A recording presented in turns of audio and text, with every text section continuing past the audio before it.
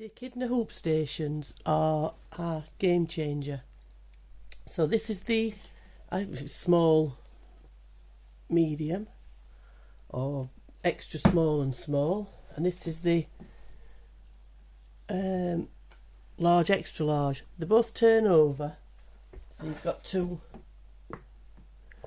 You see, again, ideal for t-shirts. This one. Sweatshirts, I don't know, they're just brilliant. They're on a tilt as well, they're anti-slip, but the thing is, this is magnetic. So I'm going to show you how to hoop one of these roadkills. Right, let's get rid of this large one first. So I'm going to use the sleeve side, extra small, whatever it is. When I say roadkill, this one's one of these. I think it's a tummy bear. And what you do, they come with a little zip on here. So what you do is you unzip it, and let me show you. You take the pods out of the head, you see, and the body.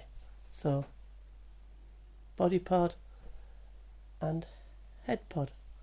So we took that one out.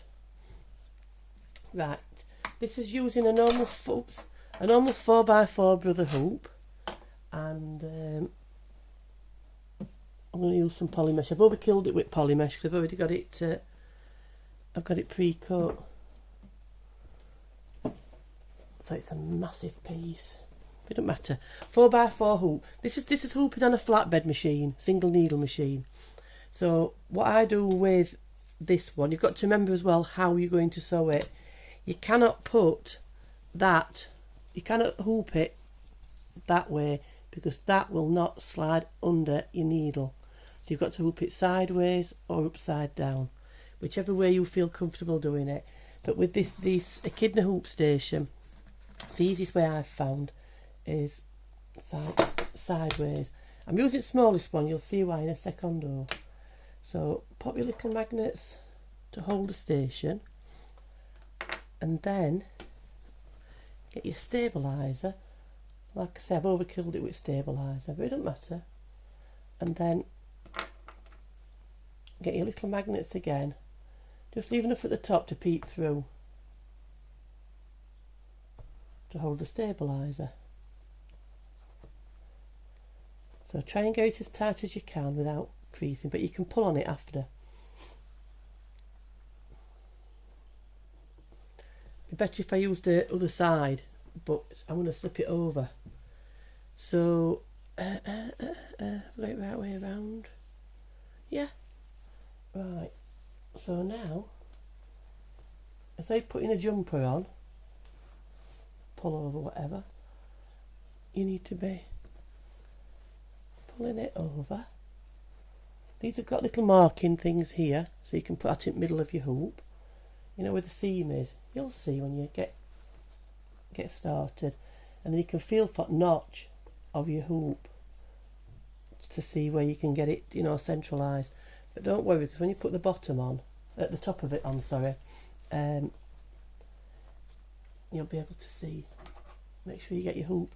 Only 4x4 as well. It'll fit on these. So you can see that little notch there onto that little seam under his chin. They're always he's, aren't they?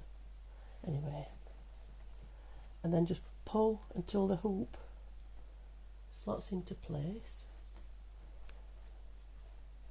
Have I got it on? No. See, I've missed that bit there, so just lift it, and that's the way. Right, that looks pretty straight.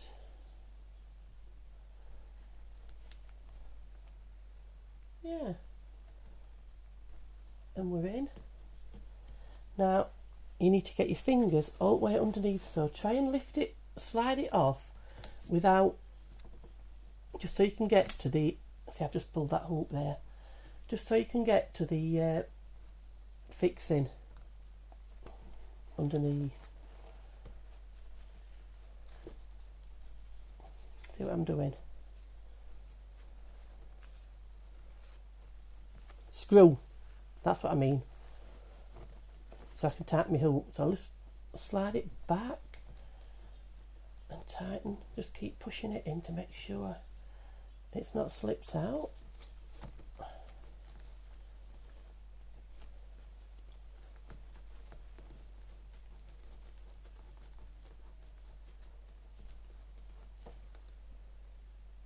That's not slipped. Right, now I lift it off and tighten. So the screwed little things here. Tighten as much as you can before you turn it inside out. You can't sew it like that because obviously this is underneath. So as you're tightening as well, you need to be just gently straightening the stabiliser off. Spot on that. Right, take your magnets out.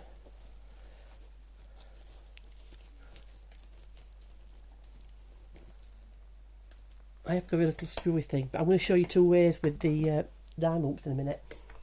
It's not possible to use the dime magnetic hoop to hoop these because it's a square hoop, whereas this brother hoop has got rounded corners. The dime one's proper square and you just cannot fit it on.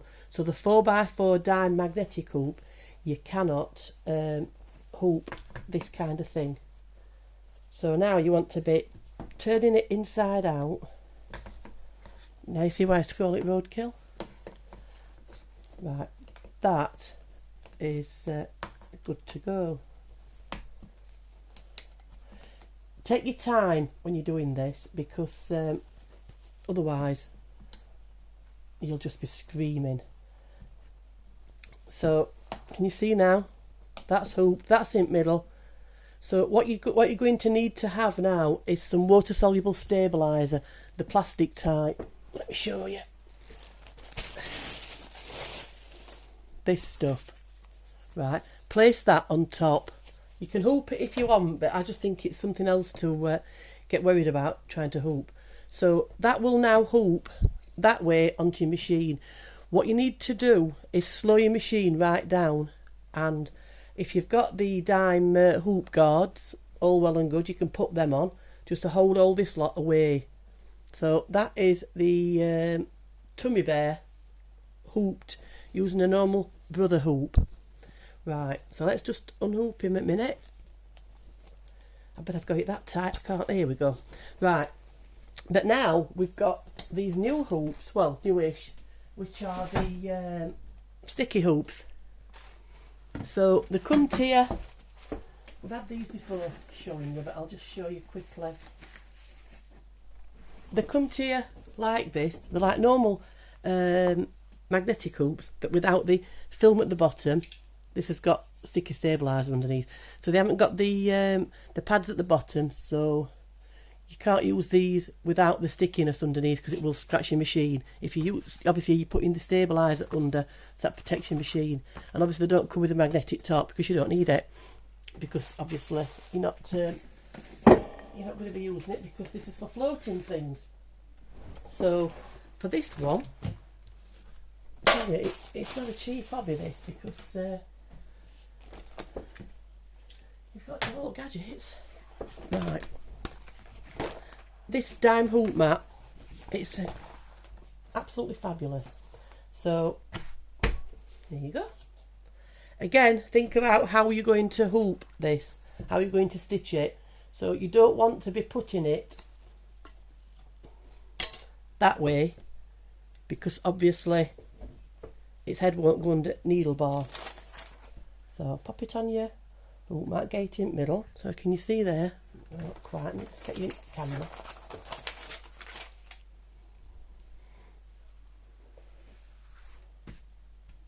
Can you see? That's it. So I've got it square on. You can see through it. So this time I'm going to hoop it upside down because I find it easier. So can you see what I mean with the little seams? So that can be my top and that can be my bottom. But instead of turning this upside down, what I do, I turn the hoop upside down. I don't know why, I always find it easier hooping front on. So again, your top bit, your seam there, you can see it. Use that as a guide to put it in the middle. So if I get my head in here, I do apologise. So as best you can, get your middle bit. Like I said, on a flatbed, single needle, they are fiddly, but they're doable. They're a lot easier on a PR or any other multi-needle that anybody's got. Because obviously then you've not got to worry about getting it all underneath. So that's my bottom, that's my top. So what you need to do now is spread this along. So my seam's there. Try and get it. The seam's there. And then just spread it.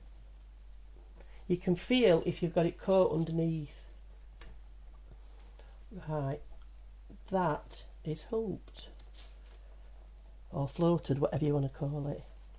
I've not got a hoop, have I? Again, slow your machine down because you're going to need to put your fingers in or some sort of pokey tool or something. That little orange thing or whatever anybody's got, or something just to hold it back while you stitch it. Just keep your fingers out of the way. I often use this.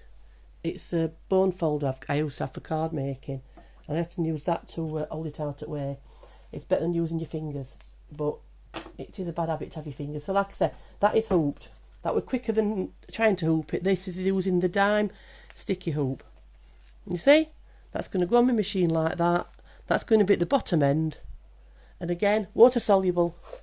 Oopsie daisy, on the top. And you're good to go. So, I hope that helps how to hoop these little darlings.